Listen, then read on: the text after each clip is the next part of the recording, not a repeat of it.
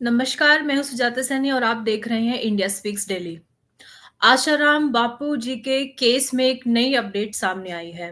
हमें लगा था कि उन्हें अब जमानत मिल गई है इतने लंबे समय के बाद, तो अब वो अपना इलाज करा पाएँगे और चलो देर से ही सही उन्हें कुछ तो न्याय मिला। लेकिन आशाराम बापू जी शायद अब जेल से इतना आसानी से बाहर नहीं आ पाएँगे। उनकी अंतरिम जमानत को अटकाने के लिए में उनके खिलाफ एक नया षड्यंत्र शुरू हो गया है।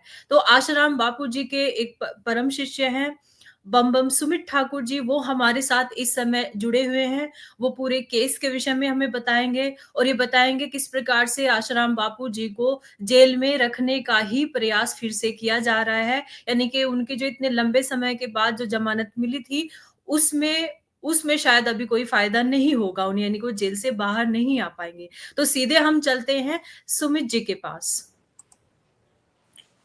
नमस्कार सुजाता जी। और नमस्कार सर।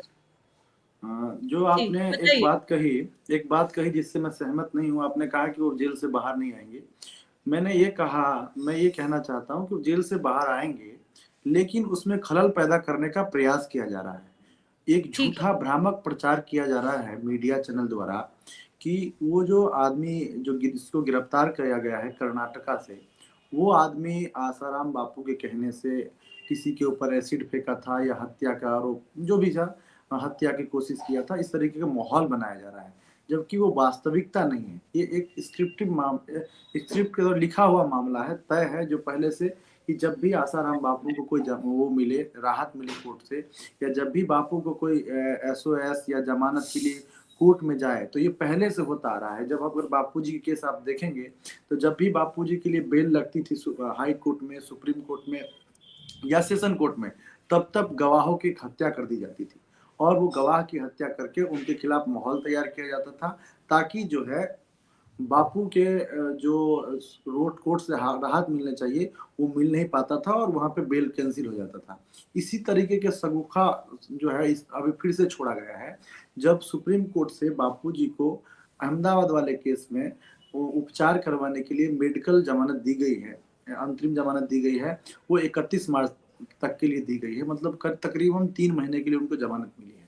तो अब जब यहाँ से इस केस से जमानत मिल गई है, तो दूसरा मामला बनता है, ये अहमदाबाद वाले में मिला है, तो जोधपुर वाले मामला में उनको फिर से वहां से भी एसओएस लेनी पड़ेगी। उसके लिए हमारे तरफ से जो पैरोकार टीम है, उन्होंने एक एप्लीकेशन मूव कर दिया है हाई कोर्ट में, और हमें तारीख जो है मेंशन कराने के बाद भी जल्दी सुनवाई नहीं हुई, और सुनवाई के लिए 14 तारीख की तारीख मिली है। और 14 तारीख को हमारे इस मामले में, एसओएस के मामले में सुनवाई होना है। तो जो विरोधी लोग हैं बापू के, जो लोग नहीं चाहते कि बापू कभी बाहर आए, जो लोग नहीं चाहते कि बापूजी को जमानत मिले या बापूजी कभी स्वतंत्र रूप से बाहर हो, जो नहीं चाहते कि बापूजी जीवित रहें, क्योंकि उनके उपचार में खलल डालना, विघ्न पैदा करना, ये जी। संदेह पैदा करता है कि हुँ, भैया हुँ। उनको जीवित नहीं देखना चाहते हैं। उन ओके। लोग द्वारा वो लोग इस स्तर के लोग हैं, देश में उनकी इतनी चलती है, इतने पावरफुल लोग हैं वो, देश के सत्ता में बैठे हुए लोग हैं वो, तो वो उनके द्वारा एक तरीके से गुजरात पुलिस का उपयोग करके, ब्यूरोक्रेट का उपयोग करके, एक जो लड़का 10 साल पहले किसी केस में उसके ऊपर आरोप लगा था, किसी गवाह के ऊपर कुछ करने के मामला बना था, वो लड़का को कर्नाटका से गिरफ्तार करती है और कर्नाटका से गिरफ्तार करके ले आती है। और मामला ये है कि उससे पहले भी वो गिरफ्तार हुआ था और वो जमानत पे था, और कोर्ट में हाजिरी नहीं होने के कारण उसके ऊपर जो है एक नया मुकदमा कर दिया गया। वो होने के कारण उसके खिलाफ वारंट जारी हुआ था और उस मामला में उसको गिरफ्तार करके लाया गया। लेकिन मीडिया द्वारा जिस तरीके से प्रसारित किया जा रहा है, और वो अपने गांव में रह रहा था, कर्नाटक के गांव में रह रहा था, लेकिन मीडिया द्वारा जिस तरीके से माहौल बनाने का प्रयास किया जा रहा है कि वो जो लड़का है उसको बापूजी के आश्रम से, कर्नाटक आश्रम से गिरफ्तार किया गया है, वो साफ शूटर था, बापूजी के लिए किसी का मर्डर कर देता था। तो इस तरीके गंदे माहौल बनाने का प्रयास किया जा रहा है। वो इसलिए किया जा रहा है ताकि जो जोधपुर में बापूजी को एसओएस लगी है, उसमें बापूजी को राहत नहीं मिले। वहां से बापूजी को जो जमानत सुप्रीम कोर्ट से मिली है, उसको उसमें वहां से राहत को रोका जाए, वहां से एसओएस नहीं मिले, और वहां फिर बापूजी वहां से स्वतंत्र ना हो सके, और बापूजी का जो है कस्टडी में ही अपना जीवन बीते और वहां बिना उपचार के, बिना दवाइयों के वो दम तोड़ दे। इस तरह के जो है कुप्रयास किया जा रहा है। लेकिन आप जैसे जैसे इंडिया स्पीक पर डेली है, और उसके अलावा कई ऐसे चैनल हैं जो हम लोगों के साथ दे रहे हैं, उनके माध्यम से हम ये चाहते हैं कि ये सवाल, ये जो सच्चाई है वो आम जनता तक पहुंचे कि भैया ये जो कहानी बनाई जा रही है मीडिया के द्वारा, वो एक बनाई हुई कहानी है जिसका भरोसा करने योग्य जैसे वो कहानी नहीं है। और इस तरीके से बापू के खिलाफ माहौल बनाने का प्रयास किया जा रहा है। समय समय पे जब भी बापू का मामला होता था जमानत के लिए, मैंने पहले बताया कि जब भी बापू का जमानत की बात होती रही है, तब इन लोगों ने जानबूझ के इस तरह की हत्या करवाई है। और मुझे लगता है कि अगर वो फरार भी था 10 साल से, अगर मीडिया की बात मान ले तो 10 साल से अगर फरार भी था, तो आप बताइए सुजाता जी कि अभी एकदम टाइमिंग जो है वो कितना जबरदस्त है कि बापूजी को 2 दिन पहले एसओएस मिलती है सुप्रीम कोर्ट से अहमदाबाद केस के मामले में, और 2 ही दिन बाद आप देख रहे हैं कि उसको गिरफ्तार कर लिया जाता है और पूरे मीडिया में एक तरफ से माहौल बनना शुरू हो जाता है। तो इससे अंदाजा लगता है कि उनके पीछे बहुत बड़े स्तर के लोग पड़े हैं।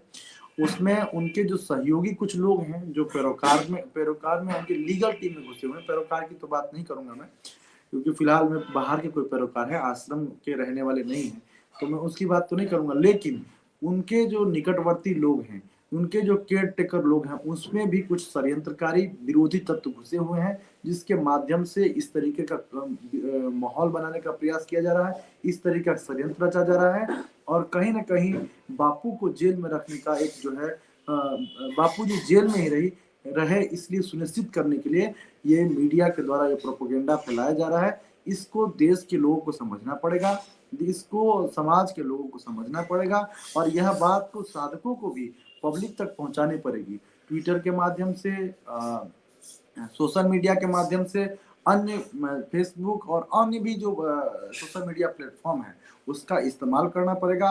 और जो बापू के खिलाफ एक शगुफा छोड़ा गया है, जो एक माहौल बनाने का षड्यंत्र हुआ है, उसका जवाब साधकों को देना पड़ेगा, ताकि बापू को जो 14 तारीख की सुनवाई होनी है और बापू को जो कोर्ट से राहत मिल रहा है उसमें कोई समस्या ना हो, वो उसमें कोई विघ्न ना पैदा हो, और समाज के सामने सच्चाई और कोर्ट के ऊपर कोई दबाव न बने।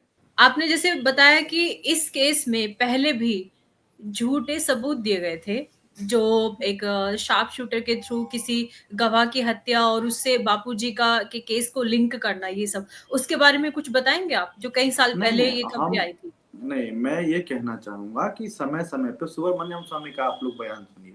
उन्होंने जी। कहा कि जो 6 मटेरियल गवाह हैं वो अभी भी जीवित हैं। तो अब कोई कहाँ कौन मर रहा है नहीं मर रहा, हाँ, उसकी हाँ। जिम्मेदारी आसाराम बापू का नहीं होना चाहिए। और जी। देखिए देश में काफी हत्याएं हो रही है, अत्याचार हो रहा है, लोगों को लोग गोली मार दे रहे हैं, किसी के ऊपर कोई व्यक्तिगत लड़ाई हो रही है, समस्या हो रहा है, जमीन विवाद की समस्या हो रहा है, और किसी की जान चली जा रही है, कुछ भी हो रहा है, तो उसका जिम्मेदारी आसाराम बापू तो नहीं होंगे ना। अगर वो कभी हुँ, बापू के खिलाफ बोला भी होगा या कुछ हुँ, है भी हुँ। मामला, तो उसको जोड़ के बापूजी को नहीं देखा जा सकता है। बापूजी जेल में हैं, और जेल से रहते हुए जिस तरीके से उन पे आरोप लगाया था वो सब बिल्कुल वाहियात होता है। हाँ, लेकिन एक टाइमिंग तैयार किया जाता है।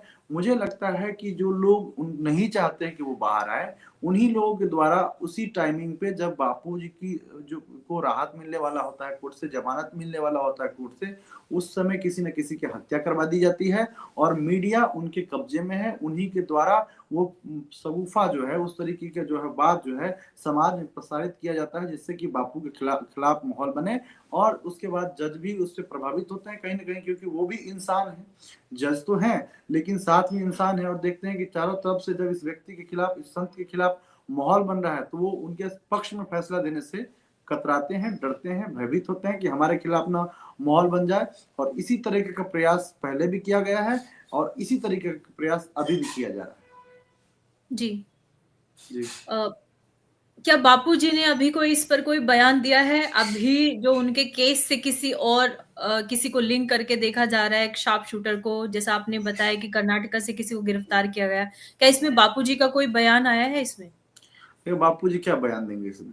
उनकी तरफ से अब आप लोगों की तरफ से?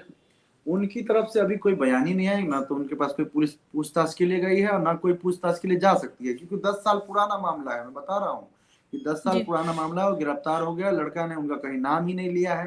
तो जब कोई उनका नाम नहीं है, उनसे कोई लेना देना नहीं है, तो पुलिस उनके पास जाएगी क्यों? ये तो मीडिया के द्वारा माहौल बनाया जा रहा है और कह रहे हैं कि भाई वो जो है लड़का आश्रम से गिरफ्तार हुआ, जबकि ये बात सत्य नहीं है। वो गिरफ्तार कहीं और गांव से हुआ है। तो ये माहौल बनाने का प्रयास किया जा रहा है कि भाई बापूजी को जेल में रखा जाए। लेकिन अब जो है पहले जैसे साधक भोले नहीं है, पहले हम्म जैसे भारत की जनता भोला नहीं रह गया है, जिसको हम्म मीडिया द्वारा प्रसारित करके ये मैन में भर दिया जाए कि हमारे गुरुजी निर्दोष, आसाराम बापू दोषी हैं। अब देश के लोग धीरे धीरे जान गए हैं और बार बार एक ही प्रयोग से लोगों को कंफर्म हो गया है कि जब भी बापू की जमानत की याचिका लगती है, तब तक इन्होंने हम्म हत्या करवाने का काम किया।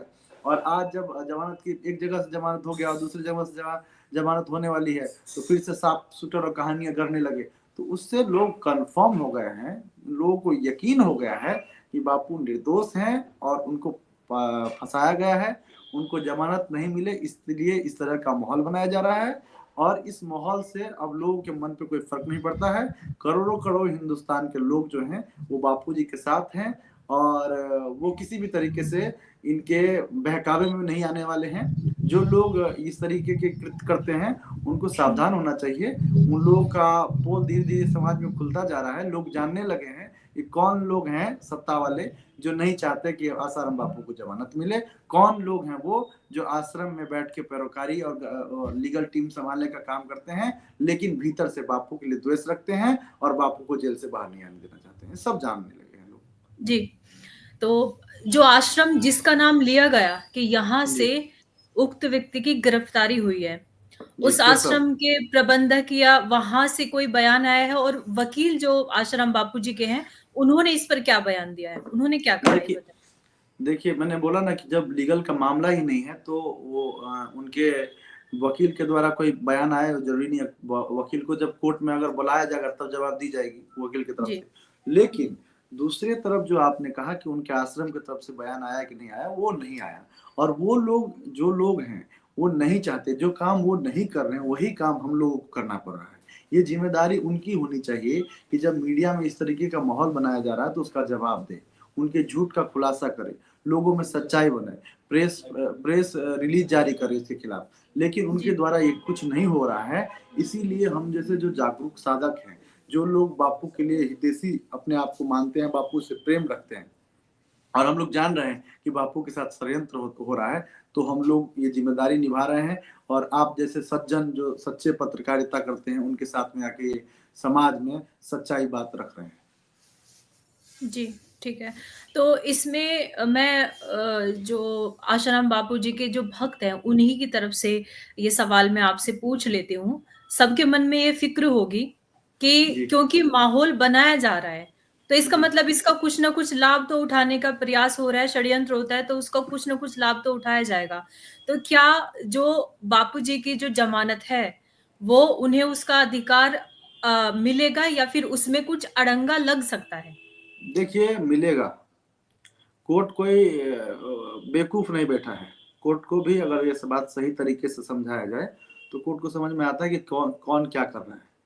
तो उनको मिलेगा जरूर, लेकिन साधकों को सावधान होना पड़ेगा और साधकों को जो ये इस तरीके के भ्रामक प्रचार किया जा रहा है उसका उसका जवाब देना पड़ेगा। सच्चाई समाज के सामने रखनी पड़ेगी ताकि जो है कोर्ट के ऊपर कोई दबाव न बने, कोर्ट को किसी के बहकावे में न आना पड़े। इसलिए सच्चाई साधकों को निरंतर बताते रहना पड़ेगा। जो भी चल रहा है वो उस पर बताते रहना चाहिए। सब जमानत तो मिलेगी, उसमें कोई दिक्कत नहीं है, क्योंकि मेडिकल ग्राउंड पे है, उनको इलाज की जरूरत है और सुप्रीम कोर्ट ने माना है तो हाई कोर्ट क्यों मना करेगा। तो उनको रिलीफ तो मिलेगी, लेकिन उनके खिलाफ जो माहौल बनाया जा रहा है उस माहौल का जो है जोरदार विरोध होना चाहिए और ये साधकों को निभाना चाहिए। ये साधकों की जिम्मेदारी बनती है। जी। आपने जैसे कि बताया कि जो आश्रम है, जी उन्होंने किसी भी प्रकार का इस विषय में बयान नहीं दिया जो उन्हें देना चाहिए था। जी तो और वही कार्य आप लोग अभी कर रहे हैं। तो जी ये जो आश्रम है, जो इस कार्य को नहीं कर रहे हैं, मुझे समझ में भी आया कि आपकी एक साधक होने के तौर पे आपकी उनसे नाराज़गी भी दिखाई दे रही है कि उन्हें अपना जी ये काम करना चाहिए था, उन्हें कहना चाहिए था। तो क्या ये स्थिति केवल एक ही आश्रम तक है या दूसरे अन्य जो आश्रम हैं, वहाँ से कोई भी प्रेस रिलीज़ दे सकता था इस विषय में?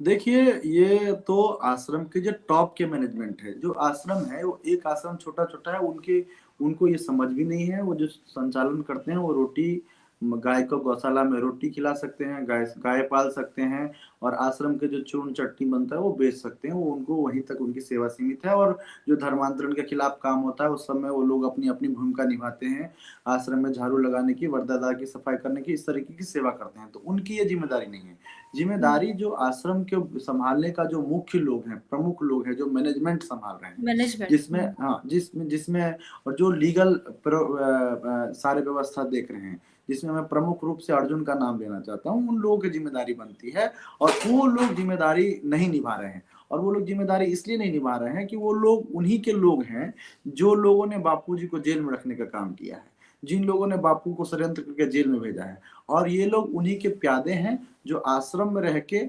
बापू की रोटी खा के बापू से गद्दारी करते हैं और ये लोग कहीं न कहीं जानबूझ के लीगल लीगल में कमियाँ छोड़ते हैं और जानबूझ के इस तरीके का जो है माहौल बनाने वालों को समर्थन करते हैं। उनके द्वारा किए जा रहे कुप्रयास पे कोई अंकुश नहीं लगाते, जिसका परिणाम है कि मीडिया या जो भी लोग हैं, उनका इतना हौसला बुलंद हो जाते हैं कि खुलेआम झूठ बोल रहे हैं और उस झूठ को जो है झूठ बोलने वाला तो छत पर चढ़ के चिल्ला रहे हैं और सच बोलने जिनकी ज़िम्मेदारी थी, वो लोग एक कमरा में बंद होके ये ठंडी का महीने में जो है वो क्या कहते हैं हीटर सेक रहे हैं।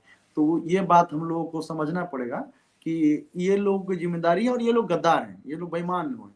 ये लोग बापूजी के आश्रम में रहते ज़रूर हैं, लेकिन कहीं न कहीं ये लोग जो हैं उन्हीं षड्यंत्रकारियों के टीम के भाग हैं, जो लोग बापूजी को जेल में रखने का काम किए हैं, जिन लोगों ने षड्यंत्र के तहत बापू को जेल में फँसाया है और उन्हीं लोगों के काम सहयोगी हैं, जो भारत को ईसाइयत के ईसाई राष्ट्र बनना चाहते हैं और हिंदुत्व को, सनातन को खत्म कर देना चाहते हैं।